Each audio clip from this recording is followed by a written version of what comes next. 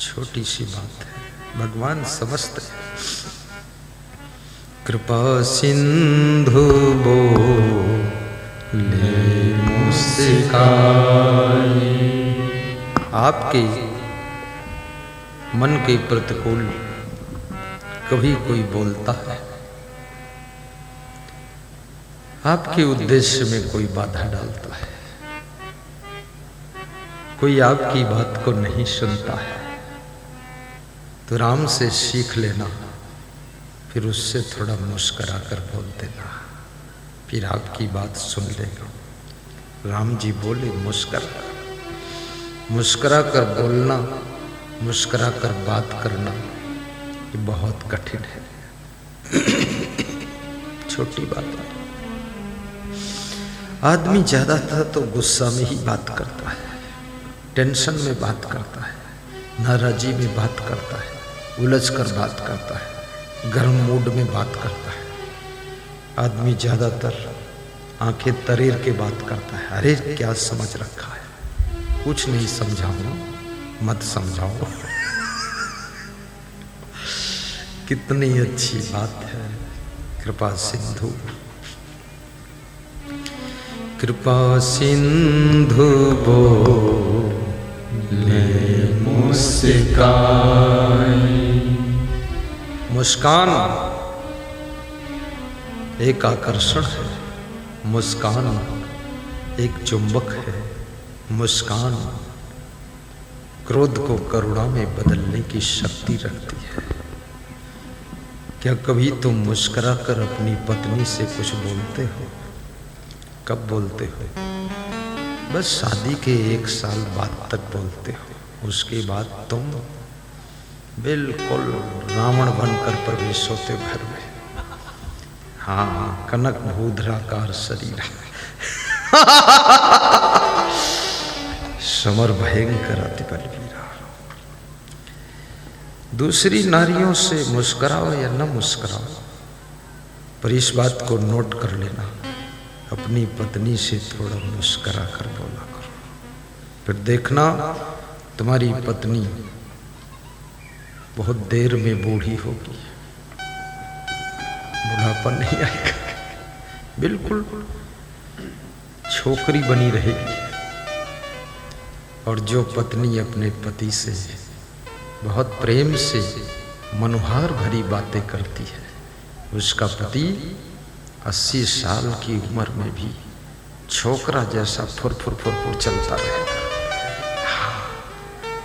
ये अपने पति को डोकरा मत बनाओ, पत्नी को डोकरी मत बनाओ। कितने पति लोग अपनी पत्नी को गुस्सा में कहते, ए बुढ़िया डोकरी है, तो अगर वो बुढ़िया है तो तू भी तो बुढ़वा है, तू कब से वो हो गया? वो डोकरी है तो तू डोकरा है, उम्र तो लगभग 1-2 साल का डिफरेंस है, मत बोलो। राम मुस्कुरा कर केवट से कह रहे हैं, बेगियानु जले पानी पखारू, होत विलंभ उतारहु पारू, बेगियानु जले। ये शब्द पकड़ना बड़ा महत्वपूर्ण है। बेग, बेग माने क्या होता है? बेग माने दौड़ना होता है। हे केवट, जब राम मुस्कुराए और राम ने केवट के हित की बात कहा, सोई करु जेहि तव नाव न जाई। हे केवट, तू वही कर जिससे तेरी नाव उड़ न जाए, वही कर। चरण धो ले, लेकिन धोना ही है तो दौड़ के जा, पानी पर ला और फटाफट धो और नाव पर बिठा और फट से पार कर, टाइम पास मत कर। राम समय का महत्व देते हैं। टाइम को पास नहीं करते। वो कहते हैं दौड़ कर बेगुआनु जल पानी पखार। भगवान के चरण पखारना है। भगवान स्वयं कह रहे हैं कि दौड़ कर जाओ, जल लाओ, झट से चरण पखारो, नाव पर बिठाओ, मुझे देर हो रही है। केवट ने कहा किस बात की देर? आपके पिताजी ने तो 14 वर्ष का वनवास दिया है, तो 1 वर्ष यही टाइम लग जाए तो क्या फर्क, 13 साल उधर रह लेना। राम ने कहा तर्क मत करो, भक्ति के मार्ग में तर्क का कोई स्थान नहीं है, ये श्रद्धा का पथ है, जो कहता हूं वो जल्दी करो, क्योंकि मैं केवल वनवास के लिए नहीं आया हूं।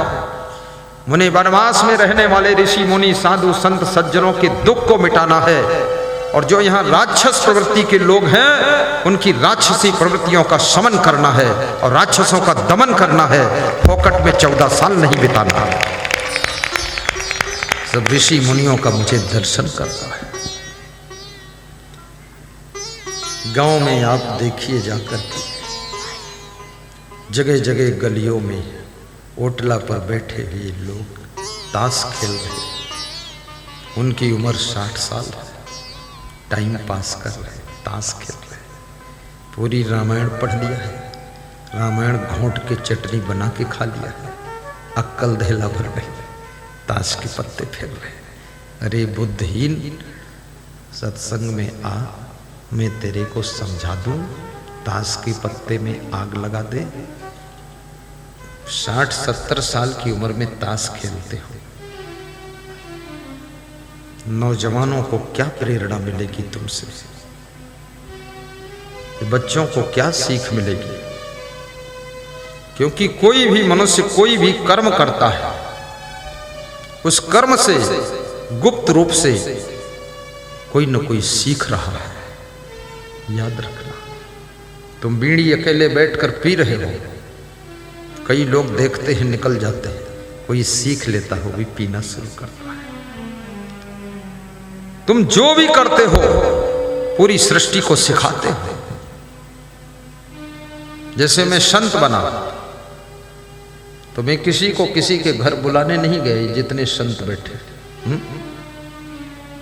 ये अपने आप सीख गए कि हम भी संत बनेंगे, सीख गए।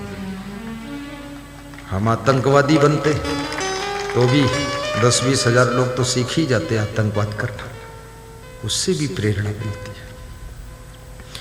एक आदमी का चरित्र पतन होता है, हजारों लाखों को चरित्र पतन करने की प्रेरणा दे देता है। एक आदमी अपने घर में अपनी पत्नी को गाली देता, मारपीट करता, झगड़ा करता है, पड़ोसियों को भी प्रेरणा मिल जाती है, उनकी भी बुद्धि बिगड़ जाती है।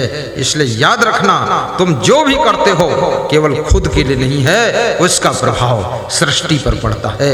इसलिए कृपया संभल कर बोलिए, संभल कर करिए, संभल कर खाइए, संभल कर चलिए, और जिनको संभल कर जीना आ गया उन्हीं को संसार में सुख पाना आ गया। जय जय। टाइम पास मत करो, एक दिन शांति से बैठ जाइए और सोचिए कि हमारा ये रोज का टाइम कहाँ खर्च हो जाता है, हम कुछ कर ही नहीं पाते, बस सोना, खाना और दवा खाना और पा खाना और फिर उतान पड़े। आखिर और क्या क्या है? ये कोई काम है? ये सोना और खाना ये कोई काम है? ये तो पशु पक्षी भी कर रहे हैं। बच्चे पैदा करना ये कोई काम है? ये तो पशु पक्षी भी कर देते हैं। आदमी एक बार में 1 बच्चा पैदा करता है और सुअर एक बार में 16 बच्चे पैदा करता है। तुम 9 महीना टाइम लेते हो तो 3 महीने में फाइनल कर देता है। फास्ट है तुमसे। एक कुतिया 18 बच्चे पैदा कर देती है एक ही बार में, छोटे से पेट में इतने सेट कैसे हुए? सोचिए, ये कोई काम नहीं है, ये तो रोज का ढर्रा है, चलते रहो। दवा खाना ये कोई काम है?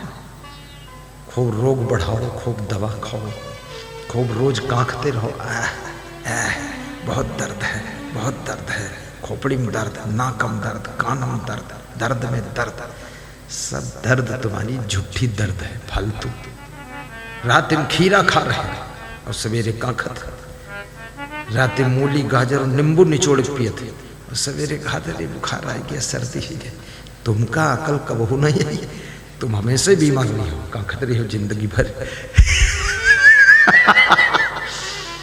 खान पान पर ध्यान दीजिए, दुख दूर हो जाएगा।